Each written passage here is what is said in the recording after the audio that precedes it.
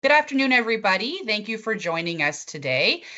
This is actually our second webinar on the duty to cooperate policy, which is going to be coming into effect July 15th. And in anticipation of that, we have a draft policy that was sent out on return to work and duty to cooperate that was posted to our site on Tuesday, and the entire policy package was sent out that afternoon as well. My name is Katie Clark, and I am a communications advisor with the Workers' Compensation Board of Nova Scotia. And to talk about that draft policy package, I am joined today by Kevin Foster, who is our manager for strategy, support, and planning. And if this is not your first time joining one of our webinars, then you would be no stranger to Kevin, or he would be no stranger to you. He wears a couple of hats. He's our manager for strategy, support, and planning, and Kevin is also one of our co-directors for psychological injury. But for today's session, he is going to be leading us through a presentation as manager for strategy, support, and planning. And if you have not had a chance yet to review that draft policy package, fear not, because Kevin will be leading us through kind of a high-level overview of those draft policies. And in addition to Kevin, we are also joined today in the chat box by three moderators: Janice McPherson, who is a health services portfolio manager with our team, Brandon Gallant, who is a return to work specialist, and Stephen Vigno, who is a workplace consultant. And so they'll be answering some questions in the chat box as we go along. And about that chat box, as I'm sure you've noticed, your mics and cameras are off, and they will remain off for the remainder of the session just because we have so many people joining us today. We want to minimize some distractions, but as we typically do, we will have a Q&A toward the end of the session where we will endeavor to answer as many questions as we can in the time we have. So if you do have a question, by all means, pop it into the chat box at any point during this session. And we will endeavor to, either one of our moderators perhaps might answer it in the chat, or it'll be brought forward at the Q&A. And if we don't get to your question today, again, fear not, we will be taking the questions and populating them onto a Q&A that's going to be on our Duty to Cooperate webpage. And we also have a Duty to Cooperate email address as well, in addition to a policy email address. So those links will be shared in our chat box throughout the agenda. But without further ado, I think that's it for me. It is over to you, Kevin. Thanks, Katie. Good afternoon, everyone. And again, thanks for taking time out of your busy day to participate in today's webinar. As Katie mentioned, my name is Kevin Foster. I'm the manager of policy at the Workers' Compensation Board, and I'm going to be walking through a number of slides today to help explain what it is that we're working on and where you can help participate along the way of some of the work we're doing. So ultimately today we're here to talk about our policy consultation that our board of directors has initiated as part of our commitment to you to be open, transparent, accountable for the work we do here at the WCB. But before I get into the details of our discussion today, I want to start off by saying this. Your participation in the webinar today tells me that you, like us, want the same thing: Nova Scotians working. In Nova Scotia, after workplace injury occurs, the time away from work is far too long. There can be lots of reasons for that, but that is a reality. And as a system, we need to improve. So, what's the purpose of today's discussion? Today's webinar is to provide a bit of an overview of some of the draft policies and revisions that our board of directors is seeking your input into. Today I'm going to talk about some draft policies that we're proposing to help support the need to get Nova Scotians engaged with work after a workplace injury and to help reduce the impacts of being off work for both workers, employers, and the system overall. In the next few slides, I'll explain our plans as it relates to return to work, duty to cooperate, and our overall policy consultation process, and share how you can participate and provide feedback to help us finalize this work. As Katie mentioned, by now you would have received a package of information the other day that supports this work, and I apologize that the time between the documents showing up in your inbox and on our corporate website and today's webinar was certainly short. But I assure you, today is not a one and done conversation. So, before I get too far, I just want to explain where the current process fits within our overall legislative and governance framework within workers' compensation. As I'm sure many of you are aware, The WCB is the administrators of the Workers' Compensation Act, but it's the legislature, government, that approve and make amendments to the Act. And also through cabinet, they can make approvals to amend regulations. At the WCB, it's our responsibility to administer that legislation and regulations. And in doing so, policy is often required to help clarify and support that administration. And it is around policy development that we're here today to share and listen to stakeholders like you.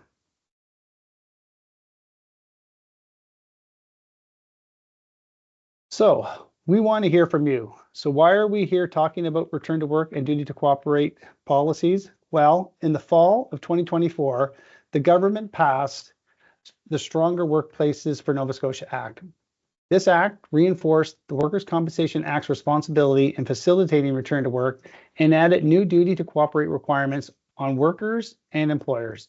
And it empowers the WCB to hold worker and employers accountable and, if needed, assess penalties for non-compliance. I'm not going to go too deep into the legislation and all the changes, but under the changes to the Act, it is clear that the new duty to cooperate requirements is a shared responsibility.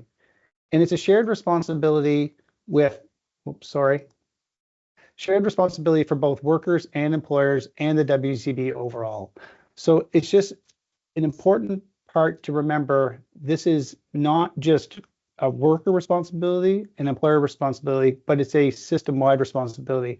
Actively participating in treatments, communications on getting back to work is an essential part of the duty to cooperate requirements.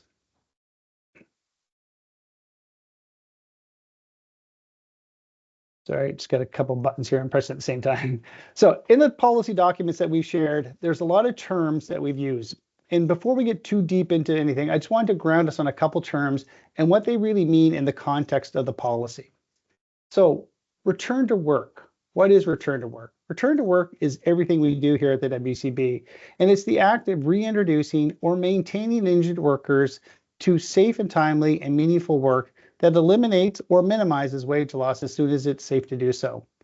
Return to work starts the day of the injury and continues through a whole lot of steps along the process of the continuum of return to work, including this new requirement for duty to cooperate during the early and safe return to work, potentially reemployment obligations, vocational rehabilitation services, or helping a worker get back to new employment, establishing employability, or potentially helping to estimate potential earnings ability after a workplace injury.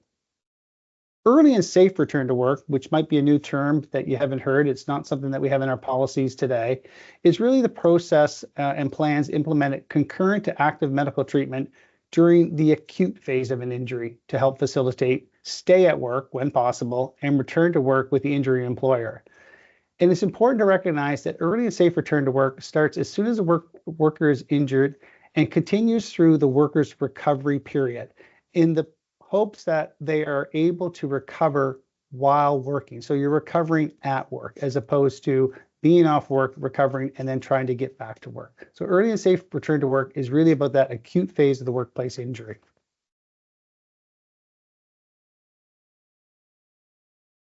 So during early and safe return to work, the Act now requires workers and employers to cooperate in returning the worker to suitable and available work that, where possible, restores the worker's pre-injury earnings. The employers and workers will be required to cooperate in early and safe return to work by keeping open communications, contacting each other, and maintaining that throughout the recovery phase, identifying suitable and available work for the worker, and coming up with modifications and transitional duties if necessary, and providing the WCB with the required information to help support that return to work efforts. Again, as I said earlier, it's a tool in our toolbox now. And again, if workers fail to comply with any of these cooperations, the WCB does have now under the authority come July that we would be able to potentially suspend, reduce, or affect the workers' wage loss earnings if they're not in compliance. Similar, if an employer fails to comply with any of the duty to cooperate obligations, again, there's the ability to impose penalties until a cooperation is achieved.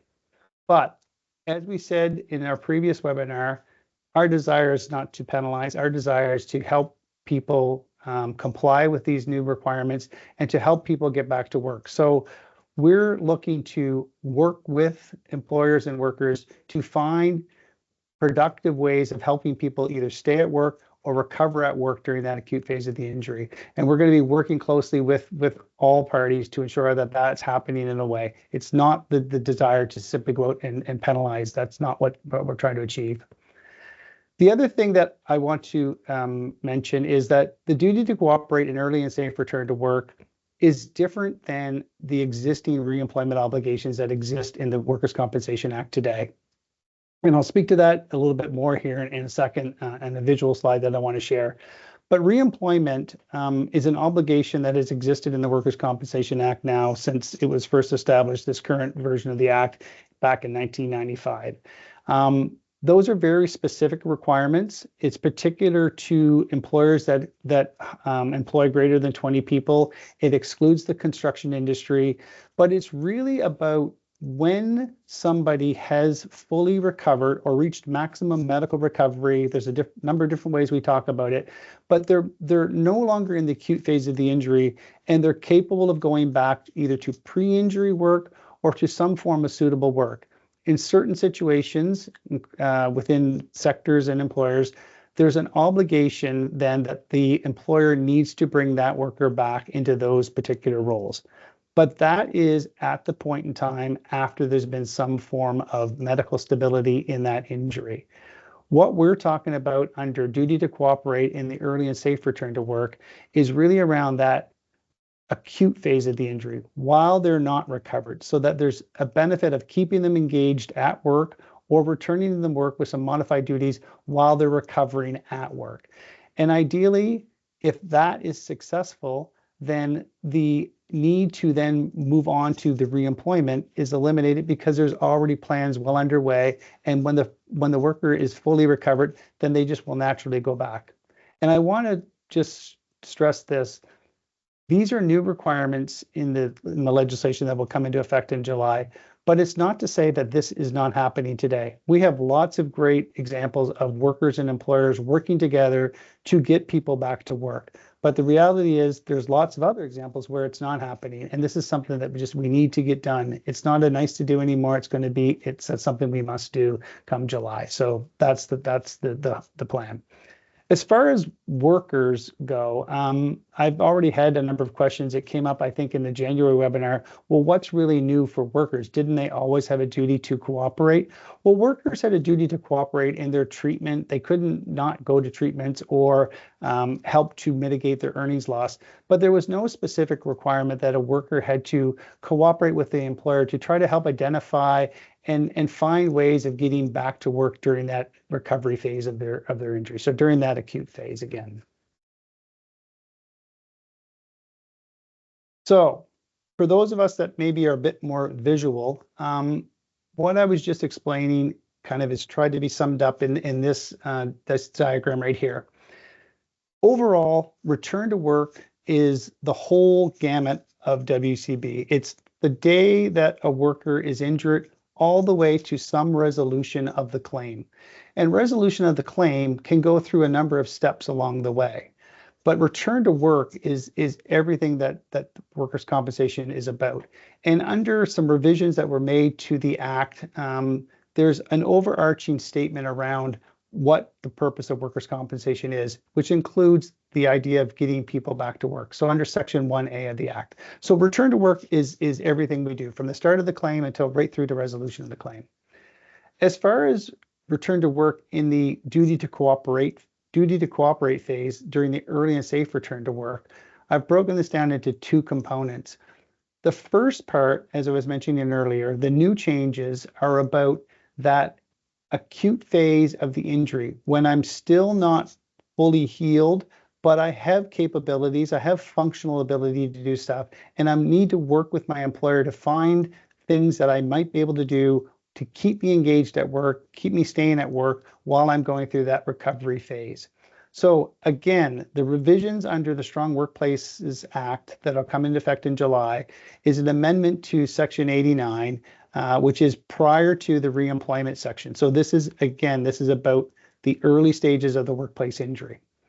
Reemployment, though, is still about return to work, but reemployment comes into effect when a worker has reached some form of medical stability in their claim, and if they're not already back to work. So for those of you who have participated in previous policy consultations that we have done, a number of years ago, we did a substantial amount of work on clarifying and cleaning up our reemployment section of our policy manual. So this return to work overarching process includes both early and safe return to work under duty to cooperate and reemployment. The other things that I just want to highlight here, as far as the overall return to work process, there's still situations where even under reemployment obligations, for a variety of reasons, maybe there is no connection back to the pre-injury employer. But then we still move into other opportunities to try to help workers return to work through either VR resources to try to locate them, retrain them, get them back to some alternate job, maybe within that same employer, or even an alternate employer. But ultimately, all of the goal is to try to help the worker return to work, to return to their life they had before the workplace injury, and to help reduce that immediate loss of wages that they're incurring while they're unable to go to work. So again, all of that, though, on the bottom of this chart is all happening while we're helping to support any healthcare services that workers need during their recovery, helping with return to work services, which is everything from the duty to cooperate now all the way through to voc rehab, and potentially all the way to needing to determine whether or not an earnings loss over the long term and an extended period of time is necessary based on the type of injury. So I just wanted to kind of share that. There's been a lot of questions prior to this webinar that people have been asking around, well, I already thought there was a duty to cooperate in the legislation today. How does this really differ from reemployment? What's the difference in those two terms, and what does that really mean? So I just wanted to share that at a high level. So with all that said, the duty to cooperate legislative changes come into effect for July of this year, July 2025. And in order for us to be ready for that, the board of directors is looking to engage all parties, people on this call, and lots of other people in a consultation process to help us with the draft policy changes that we feel are necessary to support and to operationalize the legislative amendments around duty to cooperate. So we've issued a background document that I mentioned earlier. It has the draft policy language that we are proposing that will help support, administer this new legislative requirement. And we've shared that out with you in an email just the other day. It's now available as well on our corporate website. So if you have other people that maybe weren't party to that email that went out to you, it's available there. The links on the website will take you to the same papers that you received in the email the other day. Overall, the duty to cooperate policies that we are suggesting is really a suite of policies. It's 3 specific policies that we feel supports the best practice in return to work and really around early and safe return to work. Prior to us doing any type of policy work, we always review and look at how some other jurisdictions are approaching stuff. We've done a fairly substantial jurisdictional review to try to look to see how others have structured this. So we feel as though the policies that we're proposing are consistent with a lot of policy approaches across Canada as how they're approaching early and safe return to work, and again, in that acute phase of the injury. I'm not going to get into a lot of details about the 3 specific policies. The documentation was sent out in advance, but at a high level, the first policy, policy 571, is really about that overarching return to work. So it's the overview around the principles, key concepts and obligations and approaches and plans that underline the entire return to work process at the WCB. It provides an overview of best practice approaches and legislative requirements like workplace accommodations, early and safe return to work, duty to cooperate, reemployment, vocational rehabilitation, and much, much more. So it's the whole entire return to work process. Policy 572 really gets into early and safe return to work roles and responsibilities as it relates to this new duty to cooperate. So inside policy 572, the draft language that we're proposing, it really speaks to all the different parties in the return to work process during the early and safe return to work, identifying what their roles and responsibilities are, including both workers, employers, union, healthcare providers, and the WCB. We're all part of this duty to cooperate, and we play an important role in that. The policy also pays particular attention to employers and workers around what their specific duties are in that early and safe return to work. And again, it helps to outline when necessary, if there is non-compliance in duty to cooperate, it helps to identify how we would make determinations about non-compliance and what it might mean from a penalty perspective if non-compliance can't be achieved through the work that we would reach out to do with workers and employers in trying to resolve it.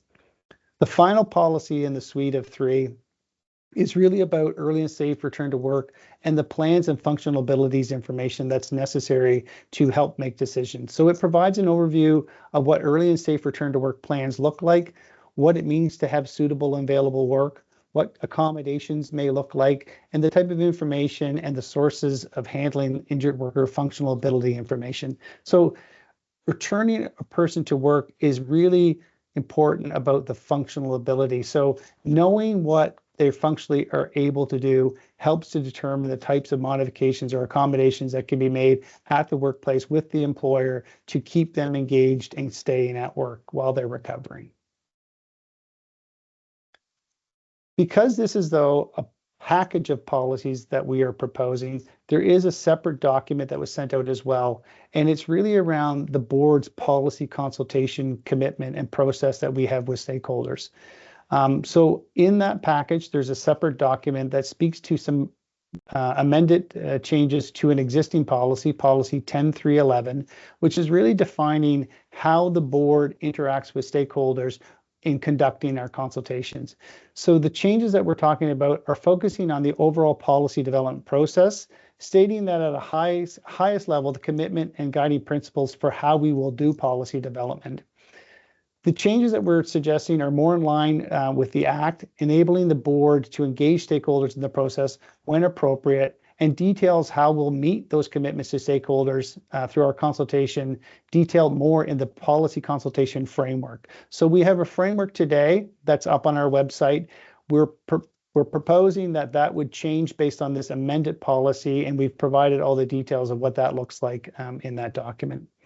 But overall, the policy changes that we're proposing through our consultation process would allow for the board to take a determination or make a determination of when a full-blown policy consultation is necessary or when perhaps it's not. So things like non-substantive policy changes that don't affect workers' rights or responsibilities or to either injured workers or employers may not really require some sort of full-blown policy consultation.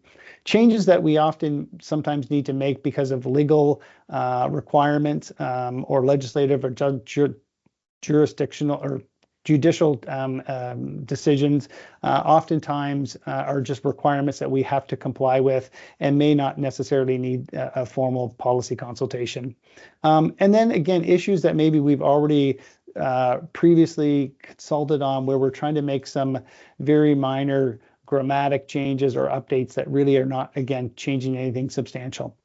But the one thing that I guess I want to make sure people understand, though, is even with those proposed changes that we are talking about, we still have a commitment to be open and transparent about the changes. So all we're talking about is the board's ability to make those decisions of when we would consult versus when we perhaps would not consult. But the commitment of ensuring that people are aware of any changes would still be made. So we would still be sending out information to all stakeholders that something is changing, the board's made a decision about amending a policy or rescinding a policy or making some kind of adjustment. So that kind of open transparency would still exist. It just would be, we wouldn't be hosting, for example, perhaps a webinar to talk about some minor housekeeping adjustments that aren't really a good value of anybody's time. So how do you get involved? How do you get input into this? So as Katie mentioned earlier, there are a number of planned upcoming webinars. Again, today's webinar is fairly close to when we only sent out the documents the other day. So I fully appreciate that people have not really had a good chance to digest the whole document, maybe formulate questions or concerns that they might have that they want to provide to us. So as I mentioned earlier, this is not a one and done. We are going to be hosting 2 more webinars like this, where we will get into a lot more detail about the policies, address questions that people have, concerns that we're hearing through the emails that people are sending in prior to these webinars. So on March 27th, we're going to be hosting a second webinar at night from 6 to 7, because in the past we've had a number of webinars and we've had some input that, hey, you should really be doing some of these maybe after regular business hours because not everybody can participate. So the March 27th one will be from 6 to 7. We're then going to follow that up with a second one shortly after that on April 3rd, back kind of in our regular 3 to 4 p.m. time slot.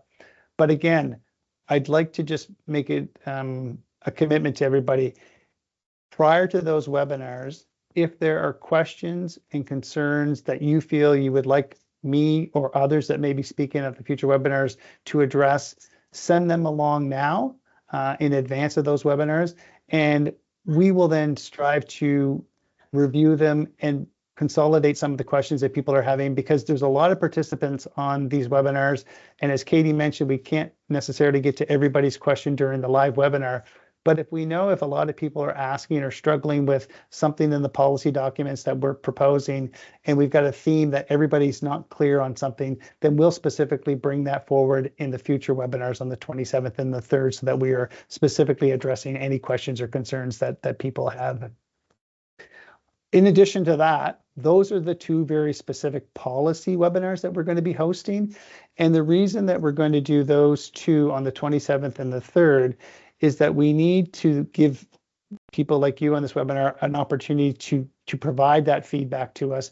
But we also, though, need to give you an opportunity that if you are interested in sending in specific written feedback, that you have some time to do that prior to the close of the consultation. And the consultation, per the document that you would have seen the other day, it's going to be closed on the 28th of April, because our plan is that we would then take all of that information that we've received from you through these webinars and any other information that you've sent in to us prior to the 28th, review and determine based on that feedback if there are changes that we feel we need to make, clarity changes to the policy document, so that we can then take that back to our board of directors kind of at the May board meeting, so that they'll have an opportunity to review it and approve it prior to the legislative change coming into effect. So we need to just, continue to work backwards from duty to cooperate comes into effect July 15th.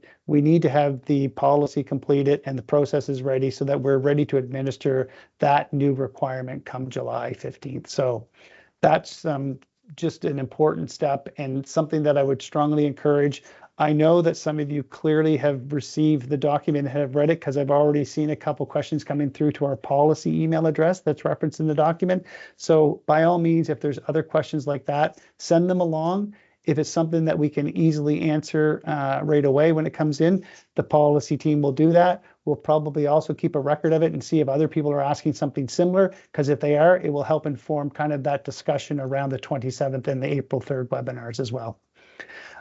As Katie mentioned, though, in addition to those 2 commitments for those specific policy conversations, we do have a number of other webinars that we are planning to host around the overall duty to cooperate on various different topics as people get ready. So they will be communicated, and you'll be able to sign up for those as well. But the policy related conversations that we want to hold with stakeholders will be today, any feedback that you want to provide to us prior to the 28th, and then 2 specific webinars specific to the policy itself on March 27th and April 3rd. So beyond that, what can you do to get ready? Well, you don't need to wait for the policies to be released or finalized or approved by the board. There's lots of things that people can do now, and we would strongly encourage people to do that. So One, getting involved. Lots of opportunities between now and July for you to take part in discussions, send us information, and ask questions. So that's out and available to you. But getting ready also means opportunities to explore information that we already have available, exploring our Working to Well resources, our employer toolkit on our website, and talking to your WCB reps around how can I get myself, the organization, our workforce ready for duty to cooperate. And then getting creative around thinking outside the box. We've had lots of conversations in some previous webinars about accommodations, but there's lots of different ways to structure and look at accommodations and find solutions for helping to keep people at work or engaging them back into work so that they can recover while they're working. So keeping that worker connected to work is obviously the best way to ensure a successful return to work. And getting started. So we're going to be ready to launch by July 15th, and we're committed to ensuring that you are too. So if there's things that you need from us, we want to hear from you. We need to understand what it is you're looking for, questions that you need answered, or how we can support that along the way. As far as hearing from folks, as we had mentioned earlier, in the documents that were sent out specifically about the policy, there's a general policy email address that you can certainly use to send in any information or questions that you have. There's also the ability to participate and ask questions through the survey that we have. So you can click on this QR code and participate in that survey.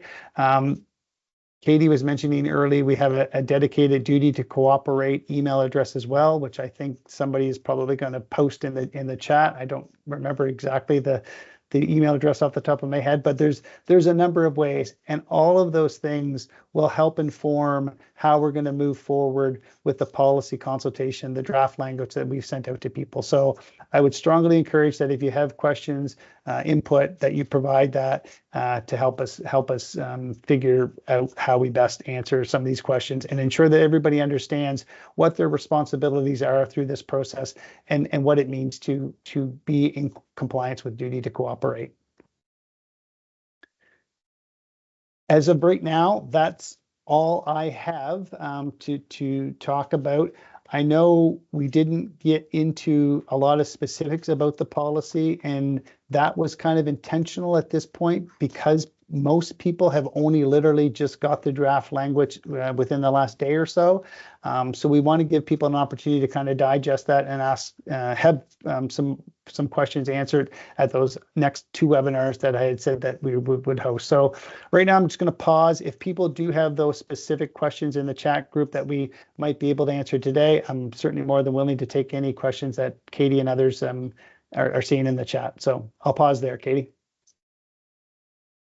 Great, thank you, Kevin. And yeah, we do actually have a few questions in the chat related directly to the draft policy, and some are similar in nature. So I will kind of bucket a few together. We have had a few questions. Tom Champion with the Office of the Employer Advisor actually had a question on this, and a few others did as well, on the fact that in the draft policy, and Kevin, you kind of touched on this a little bit in your presentation, but in the draft policy, we refer to duty to cooperate as being new. So the new duty to cooperate, the new duty to cooperate.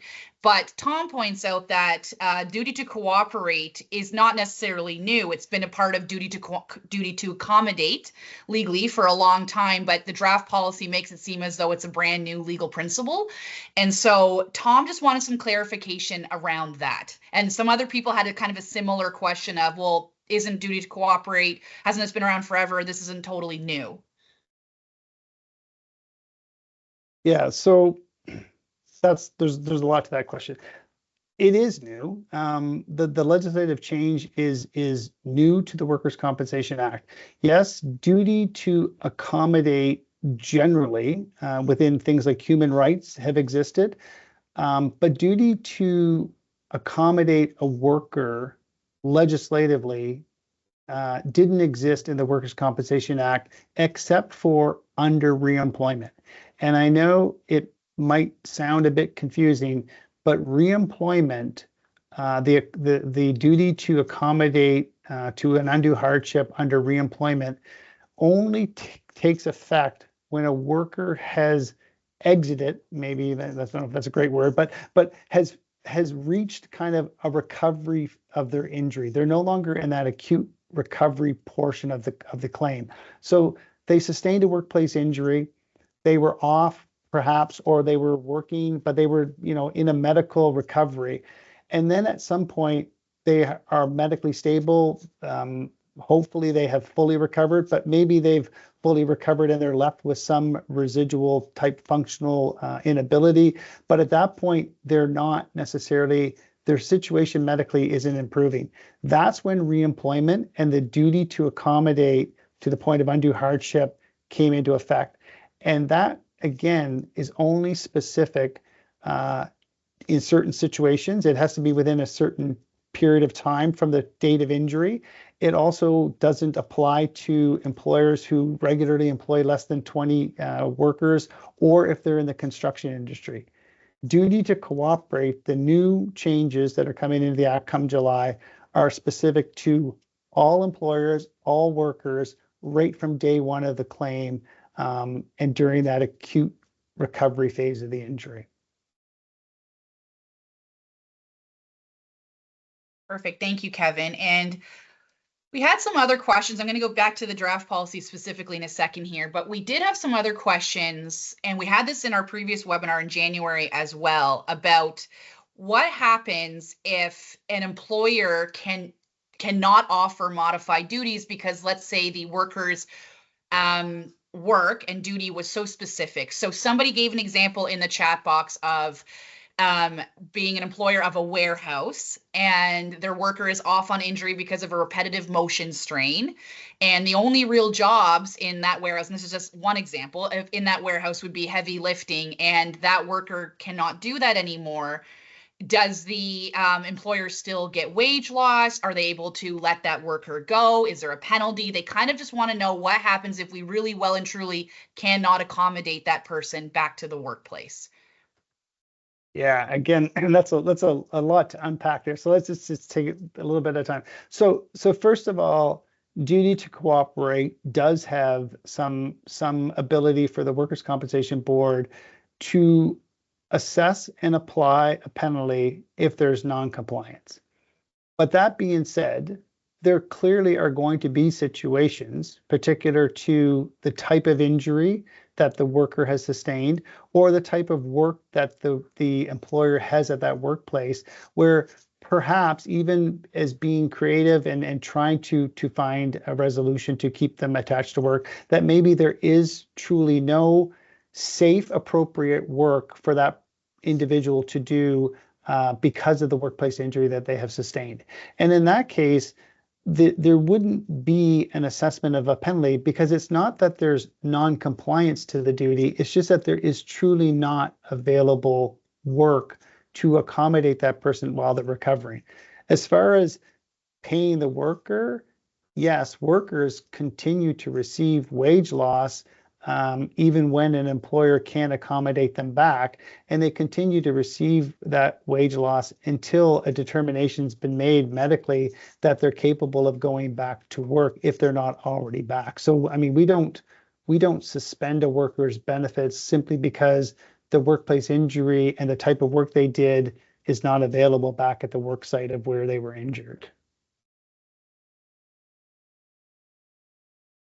Perfect. Thank you, Kevin. And I'm going to scroll back up here to Jason Slonwhite. He had a question earlier in the chat, and I'm actually going to read it verbatim. So he says, good afternoon, folks. 2 questions. And this is very specific to the draft policy, Kevin. So under Section 3, role of the employer, the Act requires an employer to cooperate in early return to work by doing other things as may be prescribed by regulation. And Jason just said, can we give an example? When we say doing other things as may be prescribed by regulation, do we have an example of what that means? I do not off the top of my head, Jason, but that is the reason why, look, we've drafted language that we think is going to help support it. If there's some confusion around certain areas like you're asking, we'll certainly go back and we'll try to help clarify what we mean by that. And look, if it's something that we think is not making sense the way that we've drafted it, that's the type of input that we're looking for from participants on this call right now, because we want to make, in the end, the product, the final policy, something that everybody understands, that we could administer, and that there's no confusion around what it means. So I will say you kind of have me a little bit on that one. I'm not sure off the top of my head what we were getting at on that, but I'm committed to kind of bring that one back, and we can certainly talk about it, and I'll follow up with you on a separate email after this, Jason. Thanks, Kevin. And you might have a similar answer. So, Jason, this is the second part to Jason's question. And again, Kevin, this might be something just to chat offline about, or Jason would send this through to the policy email, but this is for section 5. And just for everybody else in the room, I will again read it out. So section 5 is employer noncompliance. And 5B specifically says verbatim, any other expenditures made by the WCB in respect of injuries that occurred to the employer's workers during the period of noncompliance. So Jason, again, was just looking for some clarity around that, maybe a little bit of plain language. You know, what does this mean in practice? Does this include medical aid? So Jason was just looking for a little bit more clarity around that part. So you're saying section 5? Around the penalty section about non-cooperation? That's right. Yeah, so look, again, if we need to get some better clarity on that, then by all means, I'd love to hear what people's specific concerns are around it. But the reality is, from a penalty perspective, from an employer's point of view, if it's determined that an employer is not in cooperation or in compliance with the duty to cooperate, and we can't, get that working through conversations with people, the way that the legislation states is that the penalty that can be assessed is really the full cost of that claim, which would include obviously wage loss plus any medical expenses or anything else that we're paying for as the penalty. So, but again, Jason's got my direct email if he wants to email me, and we can certainly have a further conversation. But again, these are the types of things that I am more than committed to kind of come back at the March 27th and April 3rd to provide some greater clarity on, for sure. Thank you, Kevin. And Shanna asked this in the chat earlier, and it was answered by one of our moderators, I believe Janice. So thank you, Janice. But I thought it was a good question for the room. Shanna wanted to know if we have a plan in place to make healthcare providers aware of obviously duty to cooperate, but will healthcare providers be aware of modified duty? So Shanna's actual question was, is there a plan for healthcare providers who are not aware an employer has modified duties available? So let's say a physician signs off on a worker and says they cannot return to work because they're unaware that that employer actually does have modified duties available. Is there a plan in place to kind of fix that little silo, that discrepancy? Because Shanna mentioned this, and a few other people brought that up as well, that they had experienced that before too. I have full confidence that whatever Janice said is correct, but I don't want to say something that maybe goes against what she has responded to. But I will say this. It is our responsibility, because this is a shared responsibility and duty to cooperate. If we are receiving medical from a service provider that is not aware that the employer is able to provide some form of modified duties, then that would be part of the WCB's accountability to make sure that that service provider is aware of that. And then the real question to that service provider is, knowing that this is the type of modified or transitional work that the employer is able to do, is there something medically that prevents, or a functional reason why that worker it would be unsafe for that worker to do that work? I hope that is something similar to how Janice answered it, but that's kind of on us to make sure that the whole return to work plan and people involved in the return to work have the information that they need.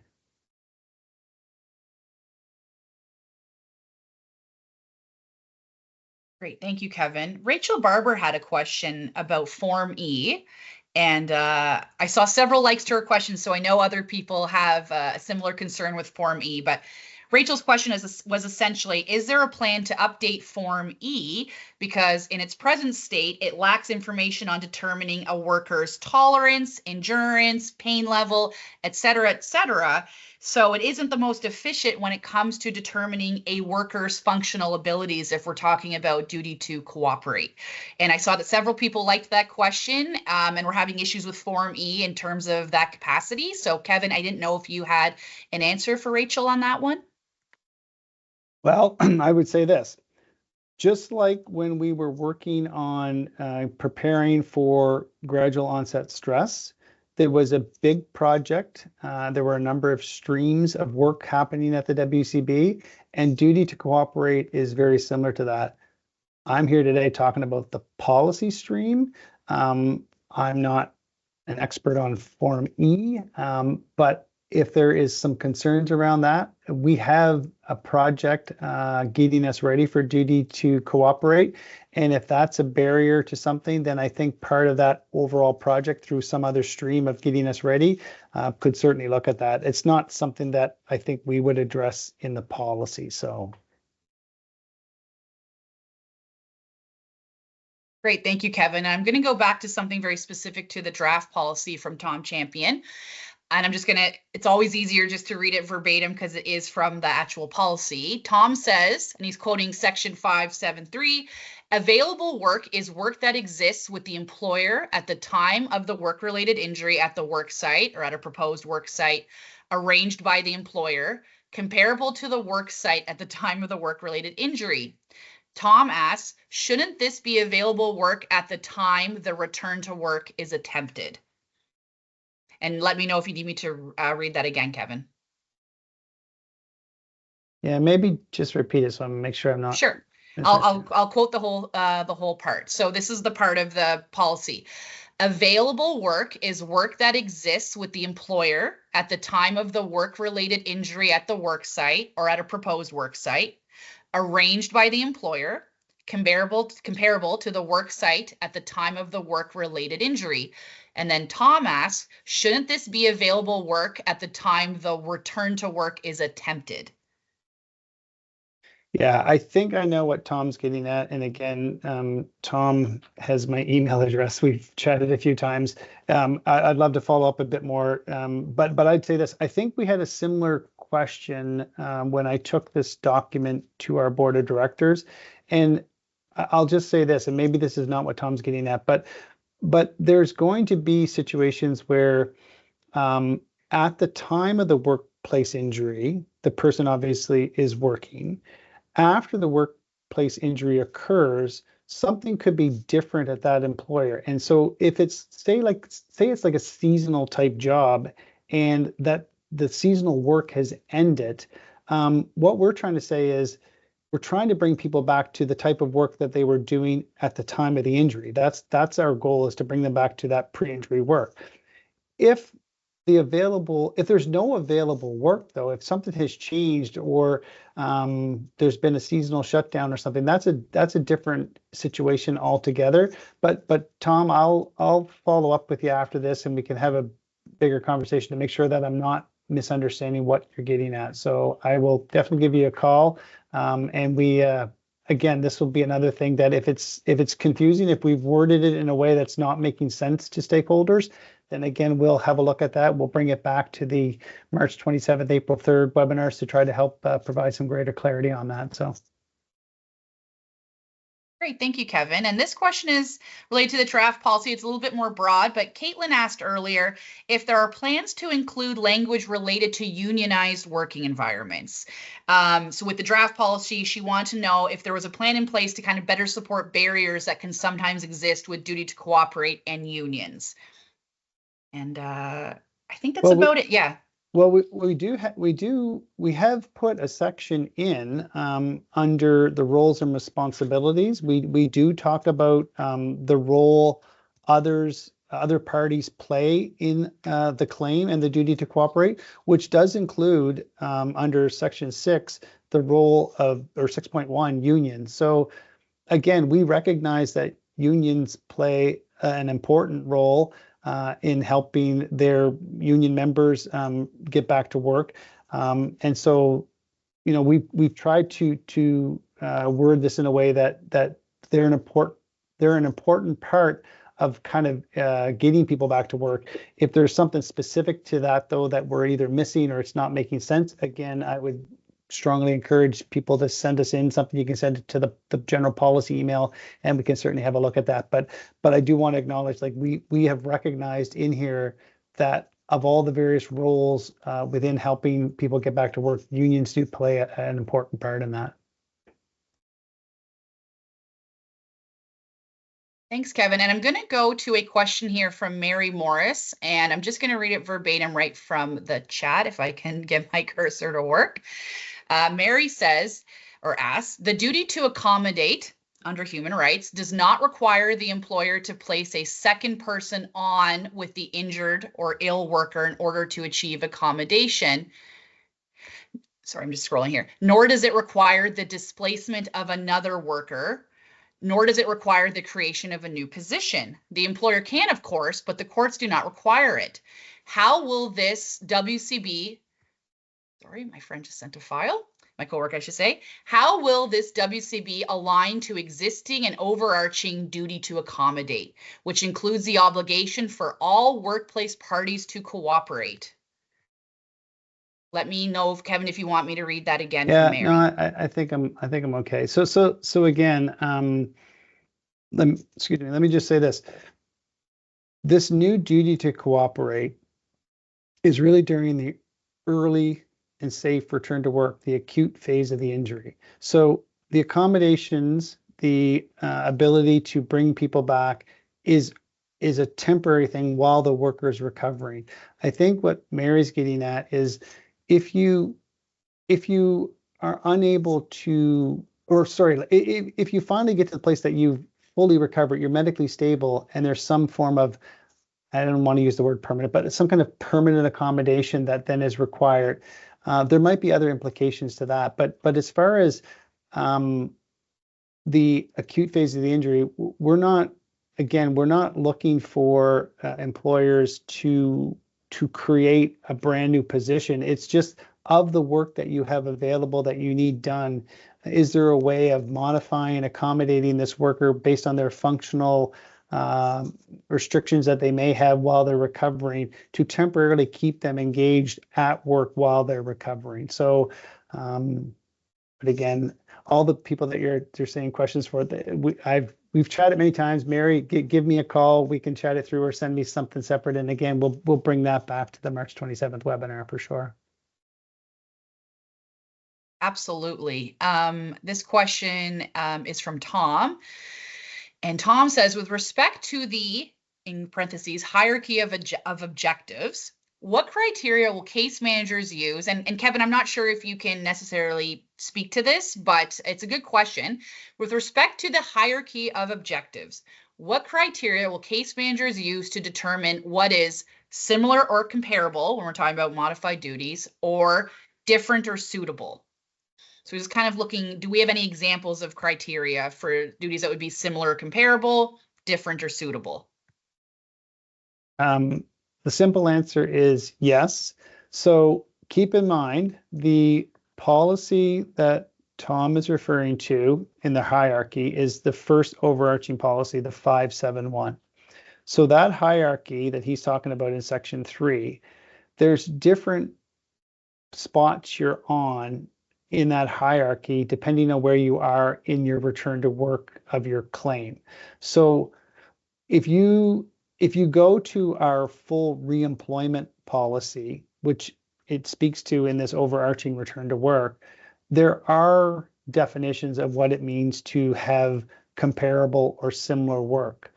As far as the initial acute phase, that we're not really getting into that discussion yet, because it's about temporary accommodations while they're recovering. So there's no request for anything to be a permanent type decision where you're trying to bring somebody back and this is where they're going to stay.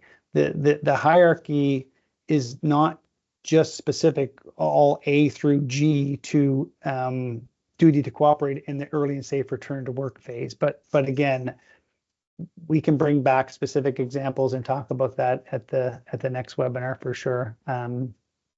But I think it's just important to keep in mind, policy 571 is not specific to just duty to cooperate. It is the overarching whole return to work process. Thank you, Kevin. And I'm going to scroll back a little bit here. Peter had a question earlier, and he was actually talking about third parties. So Peter says, we contract out some of our return to work processes.